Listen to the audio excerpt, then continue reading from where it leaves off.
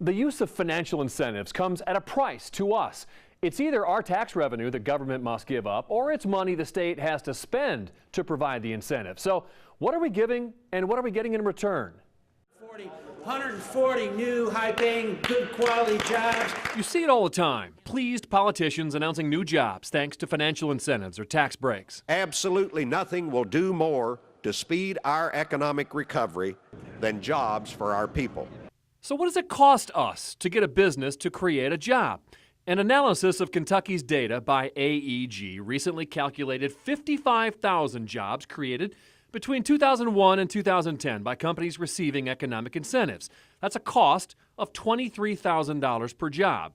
How accurate is that? The AEG study, commissioned by the state, also found the data kept by the Economic Development Cabinet riddled with errors, often inconsistently tracked. They found only 5 reports which presented the number of jobs created once the incentive was in place.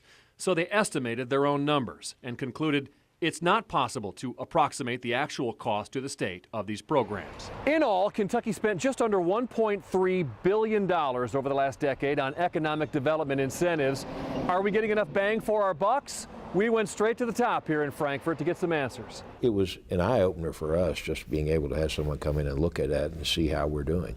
State Economic Development Secretary Larry Hayes says their data is not riddled with errors. You know, I think that's an old comment, and we're doing our best to try to straighten out what is historical data. But you'd probably find that about everywhere. How do we know job creation is for real? Firms self-report how many jobs they've created with the incentive money. AEG found half weren't even close. But the self-reporting requirement is, I mean, that's what they do.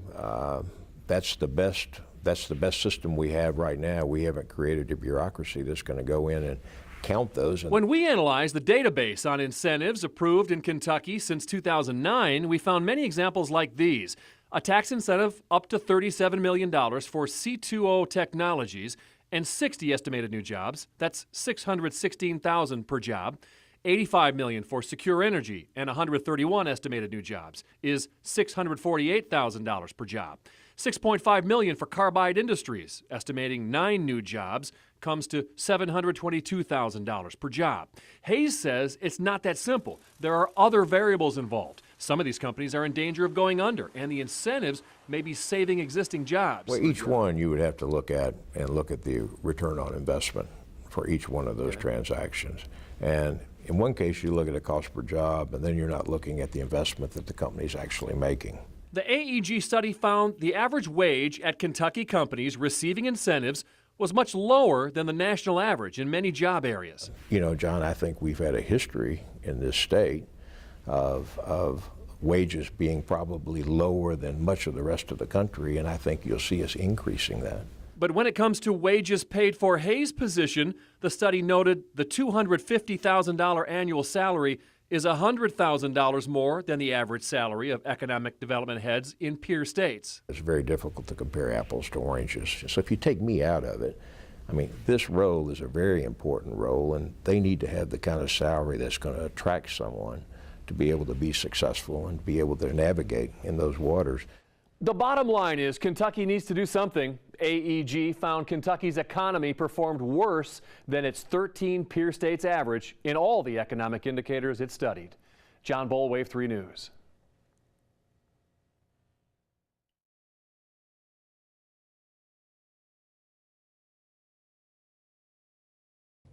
At this moment, 18 state government workers are being paid to stay home. And a Wave 3 News investigation finds more than 5,000 days of paid leave were doled out over the past 2 years in Kentucky. It's John Bull's latest Wave 3 exclusive investigation. This is Commonwealth of Kentucky versus Jerry Mesmer. Maybe you heard about the Kentucky juvenile justice worker. This is Ms. Mesmer standing with me before the bar. Accused of sexually assaulting a boy she was supposed to be counseling. What you didn't hear, Released on your own recognizance. Counselor Jerry Mesmer was sent home before she was fired and paid for 4.5 months, collecting over $14,000. Maybe you heard about the Kentucky conservation officer fired and fined $10,000 for allegedly making $40,000 in a side business, selling caviar by fishing in restricted waters. What you didn't hear, was Dennis Sharon had an easier time paying that $10,000 because he collected over $28,000 after he was sent home and paid in full for 10 months. Messmer and Sharon are far from the only ones benefiting from a deal like this. At the height of a budget crisis and service cutbacks here in state government, a Wave 3 News investigation finds the state regularly pays employees not to work.